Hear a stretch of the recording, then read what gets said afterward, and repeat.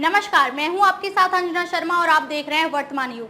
तो आइए शुरुआत करते हैं आज की खास खबर से। अजीत पवार चौक पर भड़के उनके वफादार अमित शाह के शरद पवार पर दिए बयान को लेकर महाराष्ट्र में उबाल।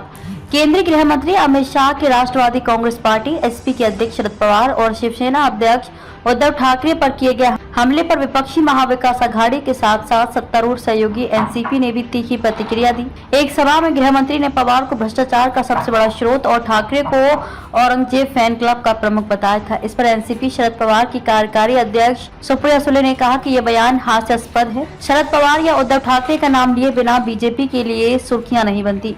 यह वही बीजेपी सरकार है जिसने शरद पवार को पद्म विभूषण 2017 से सम्मानित किया था। वहीं अजीत पवार ने खुद शरद पवार के लिए कहा कि वे उन्हें भगवान की तरह सम्मान देते हैं। हालांकि अमित शाह के बयान वाले सवाल पर वे चुप्पी साध गए। एनसीपी शरद पवार के राष्ट्रीय प्रवक्ता क्लाइड क्रेस्टो ने कहा कि बीजेपी ने भ्रष्टाचार को वैध बना दिया है, क्योंकि पहले वे भ्रष्टाचार का आरोप लगाते हैं, फिर उनके दल में शामिल होते ही भ्रष्टाचारियों को क्लीन चिट मिल जाती है।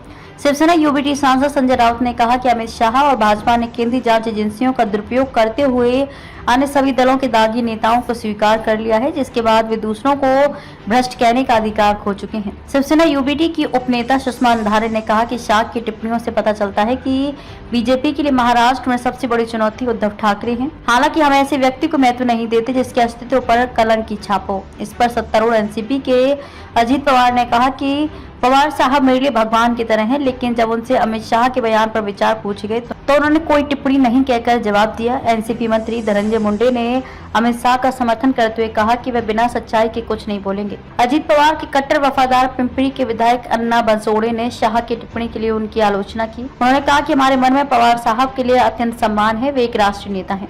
पीएम मोदी ने एक बार उन्हें अपना राजनीतिक गुरु कहा था। दुर्भाग्य से शाह ने पवार के खिलाफ ऐसा बयान दिया। अजीत पवार की पार्टी के पिंपरी विधायक अन्ना डी बंसोड़े ने कहा कि शाह जैसे व्यक्ति की ओर से ऐसी टिप्पणियां उचित नहीं है। पिंपरी चिंचवड़ से एनसीपी नेता विलास लांडे ने कहा कि उन्होंने भाजपा को पत्र लिखकर शरद पवार के खिलाफ ऐसी टिप्पणी न करने को कहा है। लांडे ने कहा कि ऐसी टिप्पणी करना उचित नहीं है, क्योंकि शरद पवार साहब पिछले 60 वर्षों से राष्ट्रीय राजनीति में है और उन पर भ्रष्टाचार का एक भी दाग नहीं है। उन्होंने कहा कि प्रधानमंत्री नरेंद्र मोदी के लोकसभा चुनाव प्रचार के दौरान पवार के लिए भटकती आत्मा शब्द का इस्तेमाल करने के बाद बीजेपी को इसकी कीमत चुकानी पड़ी।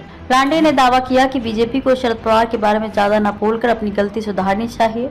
अगर वे ऐसा करना जारी रखते हैं तो ये आगामी राज्य विधानसभा चुनाव में उनके खिलाफ जाएगा। उन्होंने कहा कि मैंने भाजपा को पत्र लिखकर 84 वर्षीय पवार के खिलाफ नहीं बोलने को कहा है।